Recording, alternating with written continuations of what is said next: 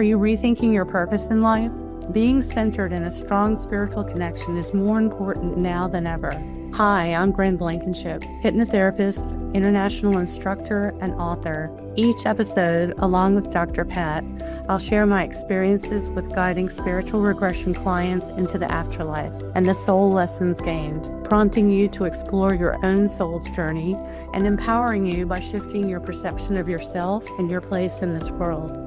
I want you to know that you're here by design, not by accident. You are not alone. You are loved. You are here on purpose, for a purpose. When you stand in your truth and fulfill your purpose, you support others in fulfilling theirs. If this intrigues you, stay tuned in as we explore. Welcome, everyone. I'm Dr. Pat, and I get to take this amazing journey. I want to tell you today what we're talking about, and this is so amazing. The best person I know to have this conversation with about this is Bryn. Soulmates. Many of you are thinking, I'm never going to get one. Where I may have had one, but when, look, Bryn, today, let's talk about soulmates. I think it's one of the most misunderstood ideas, but does everyone have a soulmate? And why do people agonize over, I'm never going to find mine, even if they don't say it out loud? Exactly. So let me just say that everyone has a soulmate, right? And you always, always, always find each other through time. It's part of the design, the divine design that's set up for us before we're born, before our incarnations. However, your soulmate doesn't always incarnate with you, but most times they do. And that's what we're going to talk about today. And then we'll also talk about what happens when they don't incarnate with you. Yeah. So I thought I would start off with a story out of my book. It's chapter 16, In Search of True Love. All right, because this client, she had really been through a tough time. She was in a relationship with someone, and just we're gonna use his name, his stage name, Paul, and her name is Kathy, and they had had an affair. And he was a married man. She wasn't happy about that, but he kept stringing her along, and she kept thinking he was going to marry her, and it just didn't happen. So she finally put an end to that. So that alone eroded her confidence. It affected her a lot. So when we did the session, we found out more about the karmic entanglements that she and Paul had together, and things started to make more sense. And we also found out that Paul is not a member of her soul group, but he's a companion group, a separate group that's helping her group learn about forgiveness. Okay, so how do you learn about forgiveness? By being betrayed, by being hurt, all kinds of ways like that. So he was playing his role, and it was teaching her to learn hers and finally cut that relationship.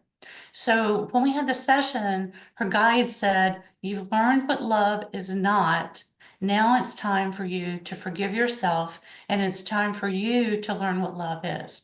So in order for you to learn what love is, you have to love yourself unconditionally so that you can attract someone to you who's going to appreciate you and love you unconditionally. So that also means you have to release other relationships that are holding you back, that are not healthy for you, and they're not loving relationships. So she did that.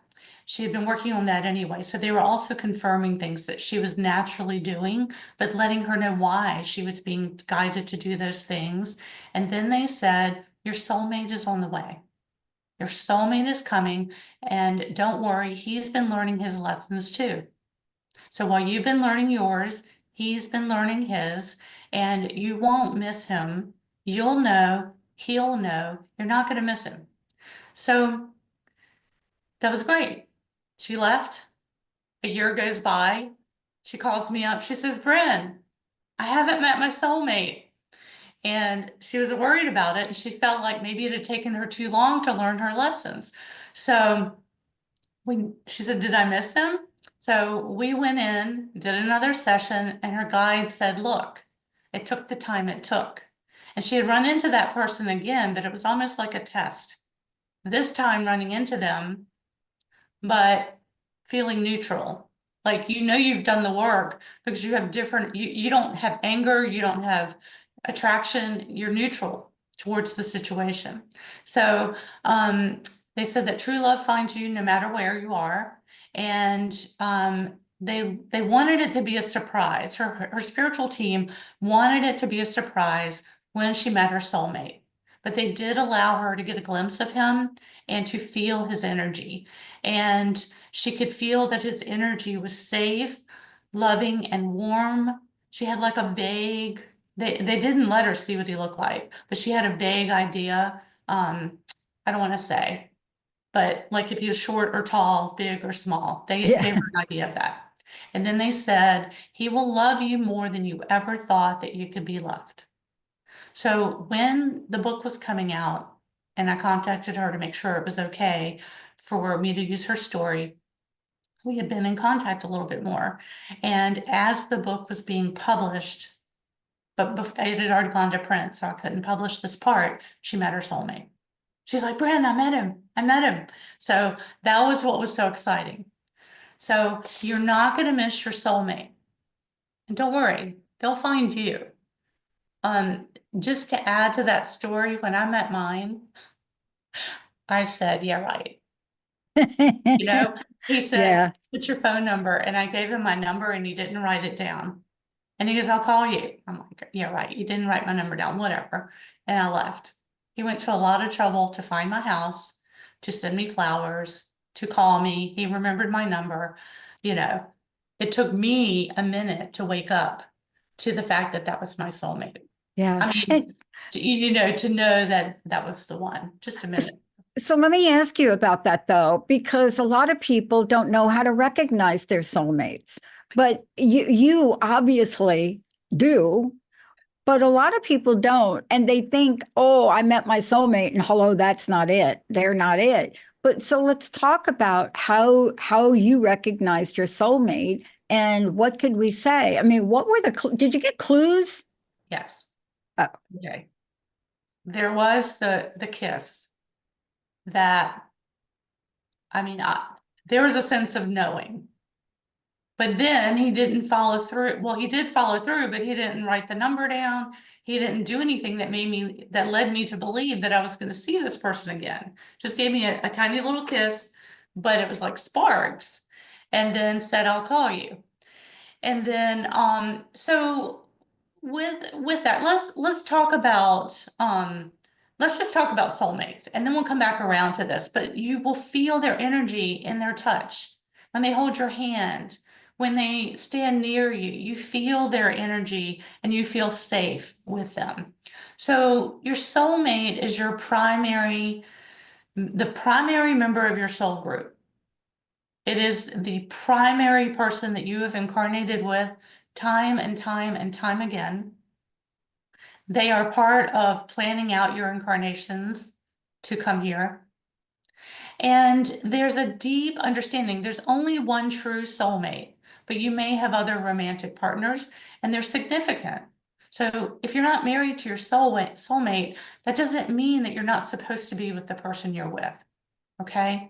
And when we're doing these sessions, like sometimes people, the partner will say, can I sit in while my spouse has her session? And I'm like, no, because what if the client wants to tell me that her soulmate is not the person that they're married to? They won't say it out loud with that person in the room. They won't feel comfortable. And the client's going to get it and be okay with it. But the person hearing it won't understand. And, they won't be able to get past I'm not your soulmate thing. Yeah. But you are a significant relationship. So we begin our incarnations together. They're one and only. It's not one soul that's been separated into two. It's two separate souls, but they complement one another. Their energies that complement each other. They lift you up. And this is an elevated relationship, right? This is an elevated relationship that is deep and enduring. It is unconditional. It is mature. It is like no other. And it's throughout eternity. You started with them, you're going to end with them. And like I said, you balance one another.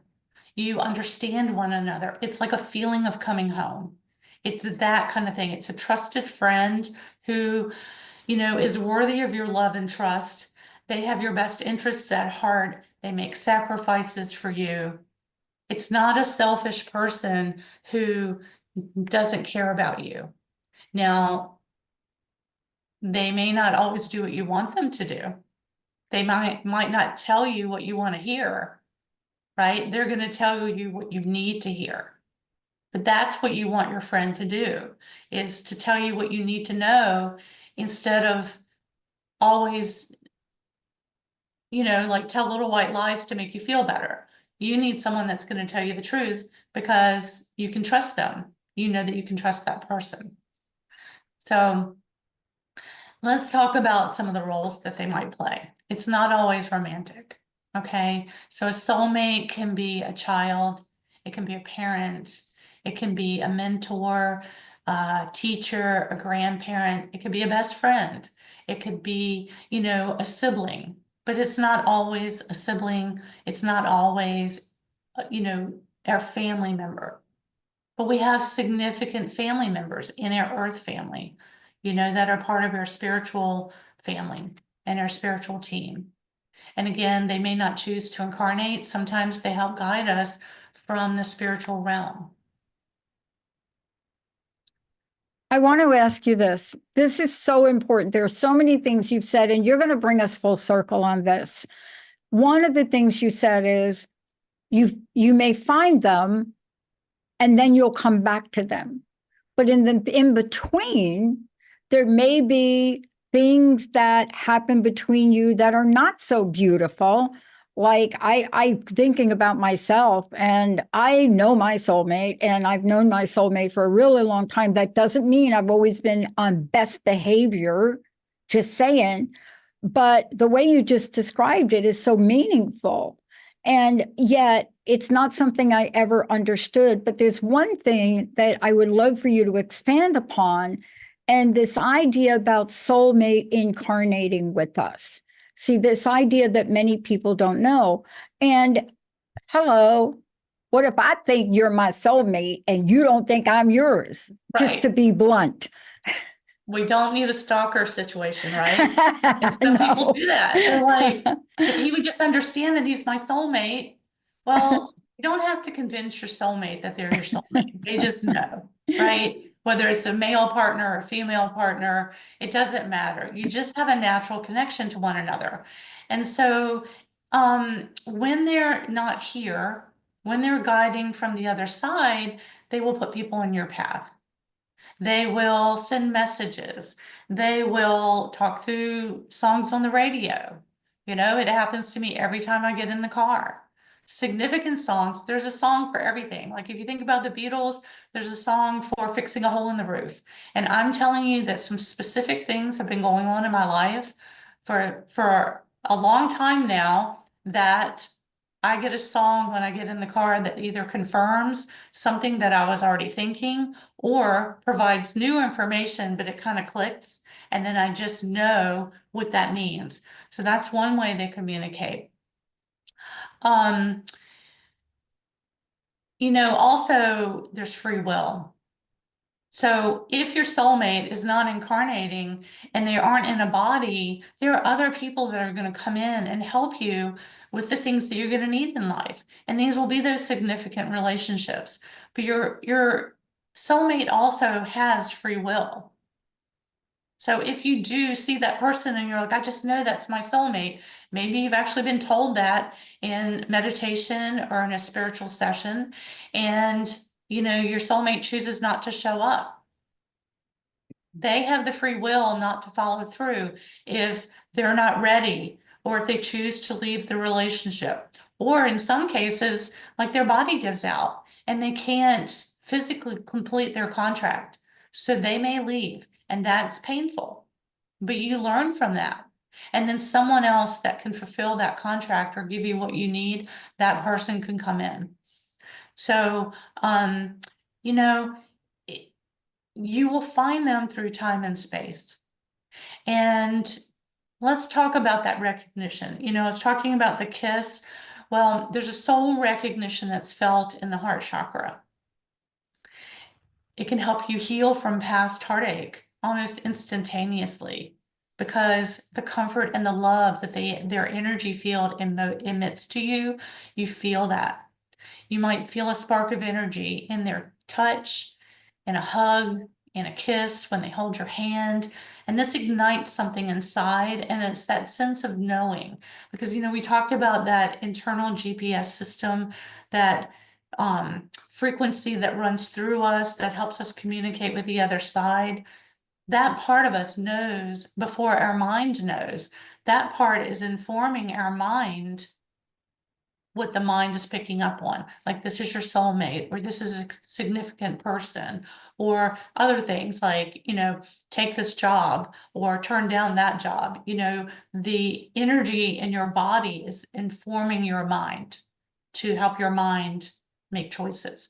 And, I know of some cases that the soulmate just, for whatever reason, they weren't going to follow through. Maybe they didn't feel good enough. Maybe, whatever. They weren't going to fulfill the contract. Yet someone else came in and helped support that, so that those people were able to continue on with what they needed.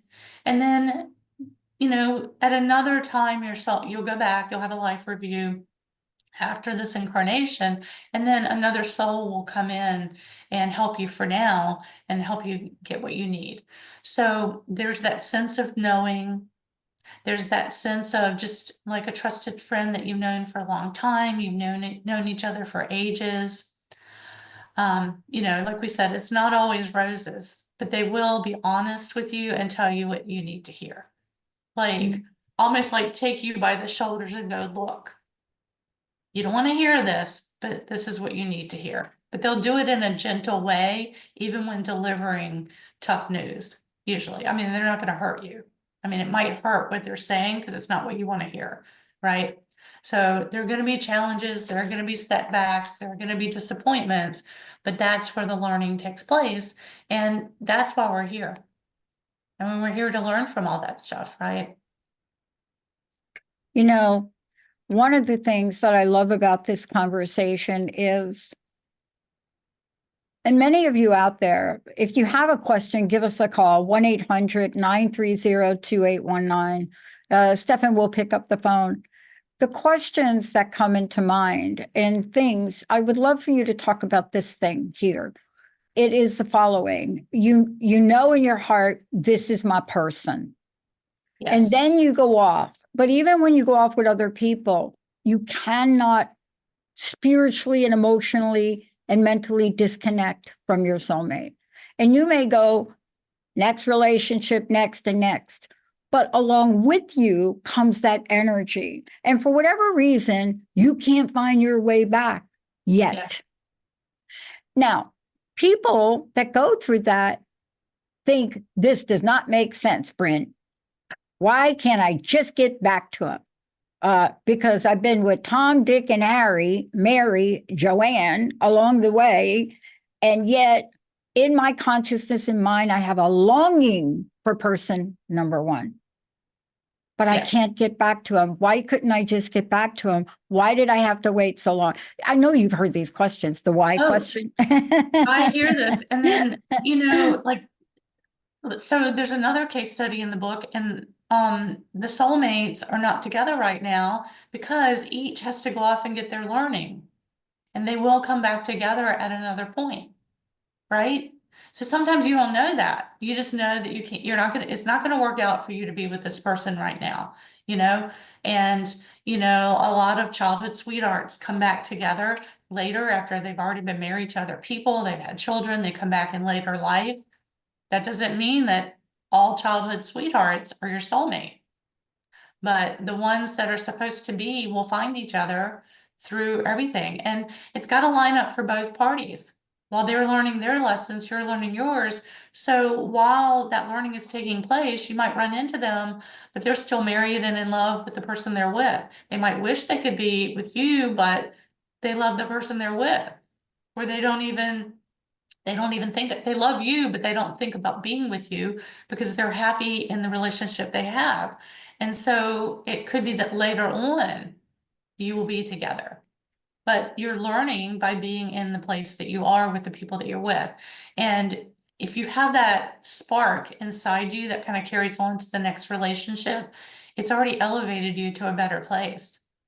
Hopefully. Hopefully you have a good play, a good relationship, whether you're physically with them or not. And then it could be your child, it could be Yeah. grandparent. So, a lot of mother, child, son, father relationships, are like, there's like one acts as a teacher for the other, but at different times, even though the child is young in physical body, they may be old in spirit and be teaching the parent. And so, that is a soulmate relationship too, or grandparent with grandbaby. That's a soulmate relationship. So, I know we don't have a lot of time, and I know we could probably spend more time, but the thing that I'm struck by in all of this, and we're not really addressing it, this journey doesn't come without its own challenges, does it? I mean, sometimes it might. Earth is the emotional planet. We come here for the drama, but we come to rise above the drama. Okay. So if we can learn to not be part of the drama, then we have learned to release ourselves from a lot of karmic entanglements and karmic relationships, or to not create new karma, right? And then it is the emotional planet. So I was just thinking about this show that I saw on Netflix, and it's called Skywalker. And it is awesome. If y'all haven't seen it, if you want to learn about soulmates from a show, I swear to you, they're soulmates. They're these two it's a Russian couple. They are rooftop walkers. And he was out there walking on these high rise, you go all over the world climbing these high rises to get these photos. She was the first female to do that. They met each other. Then they started doing it together, and they talk about how they've gone to new heights, literally new heights, climbing these rooftops, but because of each other. And she says, it's not the heights, it's the belief in yourself that allows us to step up and do the things that we do and to take on these challenges. And it was so beautiful. It was so artistic. And, they are way, way, way up. I don't even know how many stories high. I think one was 230 stories up in the air, and taking these beautiful photos together. But the bond that the two have is, they're not in my client chair, so I don't know, but I would say they're definitely soulmates, in my opinion. And, you find each other through time and space. It's part of the plan. And then when you die, you go through a life review. Your soulmate is usually the first one to show up. So all your loved ones, from your life step forward when you die to greet you. Your soulmate is there as well. Mm. And they will find you. If you don't find them, they will find you. But it's like the crowd parts and they step out, and it's them. I love this conversation, and this is such an important one because it helps people understand the journey, the process, the gifts, the challenges, and all of the above. But I'm still going to hold on to the one thing you said earlier, because that happens to be my experience. It may have been 3 decades later or so, but I have the experience of no matter how many other relationships I had, my consciousness and awareness was always about this person. And so I was able to find my way back, but I got to tell you, I had to clean up my act to do it. I had to get sober. I had to get clean, so many things. I had to leave my job. I had to make drastic move from the East Coast to the West Coast. I had to heal here in the Pacific Northwest. I had no idea that was what I was doing. And it wasn't until working with you, Bryn, that I discovered so much of this. And I'm hoping we can do a show and really talk about the depth and the breadth of what you do, and then what you train people to do. Because the insight and the work you and I did together, there's not enough time in this show for me to explain what happened. And Even creating a board game what we're out of doing is nowhere. pulling information through time, whether it's an idea for a board game. Not the first time I've done that with someone. I have a Cosmic Karma is already out there as a board game. And then it could be an idea, a relationship, a book idea, music, lyrics. We're pulling that through time so that it's clearer, so that you can, make it more tangible. You can turn it into a board game. You can write that book. You can meet that person. It could be a TV producer or a publishing agent that comes along because your soulmate's working for the publishing company and recognizes this book is the one that needs to come out. And we're going to help you with that project, right? So your soulmate can wear many hats, but you don't miss them. And usually it's when you give up. Usually it's when you say, I'm done. I'm done with men. That's what I said. And then you should. Yeah, I said I'm done with corporate America, but I really wasn't done. It's interesting, that statement, and I want to leave you with this. And again, for those of you out there, Bryn and I will be doing an upcoming show, and we'll really be talking about the depth of what can happen when you discover parts of your journey that you were not aware of. We'll be talking about that, but really, this show today is about hope, but it's also about change and transformation, isn't it? Yes. And your soulmate is right there right now giving you a cosmic hug, whether they're incarnate or they're on the other side. They're giving you a hug that hopefully you're feeling as you're listening to this. And hopefully you're recognizing that person in your life, like a little light bulb going off, like ding, ding, ding. So. Yeah. Bryn, how do people get a hold of you? How can they study with you? Because you train people to do what you do. You have an incredible institute. You're doing great things. How do people sign up? How do they find you? How do they jump into this journey? Follow me through the website, the newsletter. BrynBlankinship.com is my website. Go in, sign up for the newsletter, and then we haven't set the dates for the next class. We're working on that. We're going to be making a couple of changes. So as soon as I have that, I will be adding it to the website. And then you'll get my newsletter. You can also follow me on Facebook and Instagram, Bryn Blankinship, author. And, we'll be posting when we have the next class. You can stay in touch better on Facebook, Instagram, because we post a couple of times a week. I love it. Bryn, thank you so much for all you do.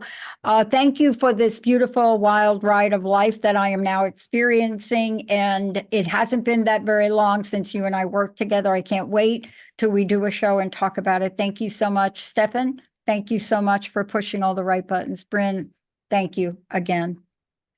Thank you to all of you. You're the best audience on the planet. And we are going to be bringing more and more solutions, more ways for you to discover yourself, your life, and your absolutely phenomenal gifts so that you can give back and create a better world. We'll see you next time. You've been listening to Afterlife Teacher, Soul Lessons bringing you full circle with Bryn Blankinship and Dr. Pat.